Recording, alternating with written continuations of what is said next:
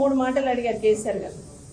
Palamuru రంగారెడ్డిలో 90 TMC allot చేశాం కదా, మీరు 45 TMCలే సరిపోతాయని ఎందుకు రాశారు లెటర్ అని అడిగారు. దానికి సమాధానం వచ్చిందా ప్రభుత్వం నుండి అంటే రాలేదు.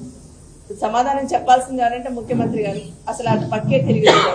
ఇంకొక మాట అడిగారు, 1 year అవుతుంది కదా DPR వెనక్కి వచ్చి కేంద్ర ప్రభుత్వం నుండి, మరి DPR వెనక్కి వచ్చినప్పుడు ఎందుకు మీరు మళ్ళీ దాన్ని పంపించలేదు, DPR ఆమోదించుకోలేదని అడిగారు. దానికి సమాధానం ఉందంటే లేదు.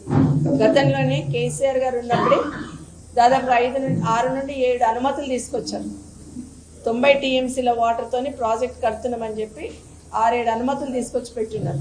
ఇంకొక మాట మాట్లాడుతుంటారు, 10 సంవత్సరాలు ఎందుకు పూర్తి చేయలేదు. 10 సంవత్సరాలలో ఎన్నో కేసులు వేస్తే ఆ కేసులను కూడా అధిగమించి ఎన్నో రకాల అనుమతులు తీసుకొచ్చి 90% ప్రాజెక్టు పూర్తయిన తర్వాత 10% పూర్తి చేసి ఈ ప్రాంతం వాసులకు నీళ్ళు ఇవ్వాలనే ఆలోచన ఈ ప్రభుత్వానికి, ఈ గౌరవ ముఖ్యమంత్రి గారికి ఎందుకు రాలేదు?